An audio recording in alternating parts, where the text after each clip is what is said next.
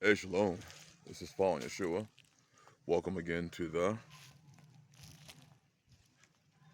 see that behind me? The Rock. You know, when I lived in Arizona and I first purchased this land, um, and I purchased it sight unseen. No, am I telling you to do it that way? No, I'm not, but that's the way I was led. I bought it sight unseen and I named it The Rock. It just felt like I was just led to name it The Rock. Uh, so I named it The Rock. And then, of course, I get here and for the first damn near a month, we didn't really walk the fullness of the land until I think I heard Pastor Fox talk about walking the four corners or walking the corners of your land. So we set out to walk the corners of our land and to anoint each corner and to pray over each corner. And that's when we ran through our walking. We ran across this rock, and it was just kind of like, wow, I can see why I was led to call it the rock. This is the only rock that sticks up like this on our property. Um, I guess some other ones, but this is a really big one. Look at the size of that thing. And I remember, when I was searching for land and when we purchased it, and it was raw land. I mean, there was nobody ever on it. Uh, no trees were cut down. There was no roads. There was no infrastructure. There was nothing. And I remember the idea of, how scared, I could have been and fearful. I was moving to an area that never been to, um, living a life I've never lived before, coming from the city.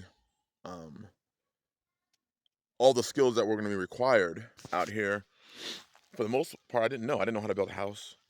I learned that in Arizona when I spent a year there just working. That's all I did was work. That's all I did. As many days, as many hours as I could was work. And uh, studied on solar, and now we are completely off all of our power is generated here. And our gardens and the chickens and everything that you see in our videos, we learned here. We've taken ideas from many other uh, people that were loving enough to tell us, you know, and to help us, Brother David and Pastor Fox, uh, and other channels on YouTube. But when we first came here, it was just raw land and it was scary. There were there were no people that I seen. I think there was like one other person of color in the county when I moved here. And it was just one of those things like, I just read the story of Abraham and, how Yah sent Abraham to a land he didn't know and how I was just led.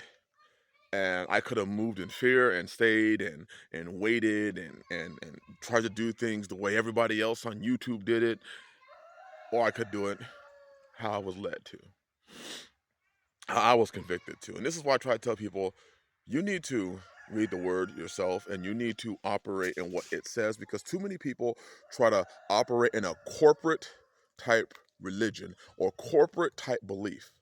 I want to believe what everybody else believes, because when I want to do what everybody else is doing, because if I do something different, I'm afraid that if I fail, people are going to say, well, it's common sense, you shouldn't have did it. Do you see anybody else doing it that way? But when I read this book, when I read the Bible, I see Yah operating in a lot of men's lives in a lot of ways that weren't what you would call normal. And in moving in the way that Yah sent me on, and not operating in fear. I'm going to show you the rock real quick. I'm trying to get the glare, and it extends all the way over there. I don't know if you can see it with that glare, but it removed fear. When you get to see things happen and things are done, and you get to experience the blessings in a way that people can't come and take it. See, a lot of you have experienced the churchy blessings, which is your pastor doing something for you, and you're never really giving thanks and honor to the Most High Himself, because you're always giving thanks and honor to your pastor. because you're only living what he told you to live. You're only living what your Ross, your all them.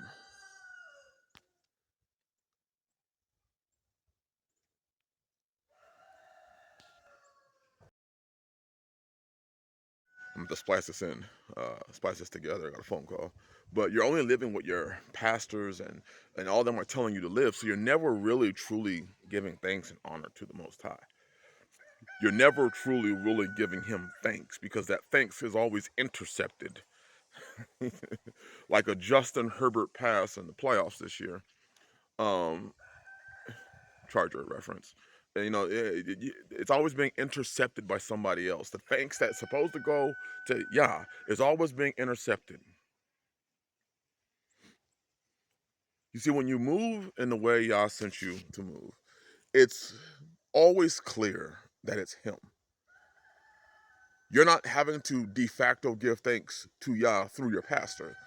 You give thanks to Him. And that fear that you used to live in, and people will say all the time, "Oh, no, you're not supposed to live in the spirit of fear, but of power, love, and a sound mind." And yet, damn near every single thing they do is fear based.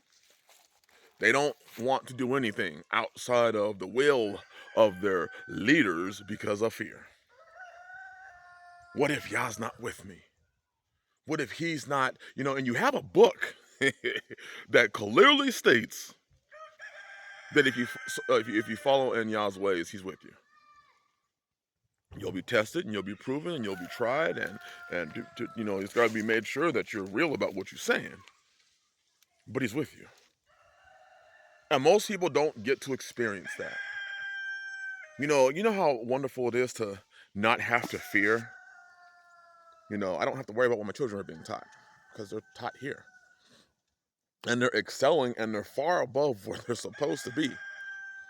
Do you know how good it feels to know you'll never have to worry about paying rent? When you have to pay taxes, when your taxes are about 10% of what the national going rate of rent is, yeah, yeah, you ain't tripping. When you don't worry about what contaminants they're putting in water, or are you eating real food, or what chemicals they're putting in the food, for the most part. Yes, we still do go to the grocery store. Yes, we still do buy stuff from the grocery store. But for the most part, you will always eat. Always. When you're not worried about bills, when your family can be at peace, when the children are at peace and they're happy, you're not worried about are they playing, at school with a person that's confused, and are they gonna, is that boy confused and he thinks he's a girl, and are they gonna bring that home? Because they're praying with children that it's either their siblings or it's people that don't have that confusion. When you have good neighbors, when you have good brothers and good sisters,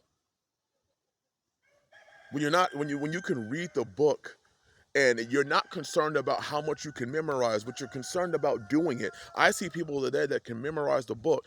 They know the book upside down, left and right. When they say that David Koresh memorized the Bible, the Branch Davidians, he memorized the Bible. But you're concerned about living what it is that you know. And you may not know everything, but what you know, you are focused on living it. And you're focused on, I want to show y'all that if He shows me something and I am wrong, I will purge that part of me and walk in His ways. And you're not worried about some man on the internet determining whether you should know it or not. You got men on the internet today who tell you that you shouldn't learn anything except basic through them. And they believe that's biblical. And they will literally get mad if you read the book and you come to a different conclusion ahead of their time frame for you. You see, I don't operate in that fear. Weren't you afraid of the black bears or the snakes or the coyotes or raccoons? No, no. You know what I'm more afraid of? People lying to me. I'm afraid of being caught in this system I'm afraid of living a meaningless life in which it is being dictated by people that only care for me as far as tax dollars, tithes and offerings, and what service I can render to them. Some people spend so much of their time serving others that they never really truly serve Yah.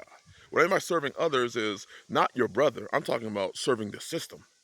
That you never serve Yah.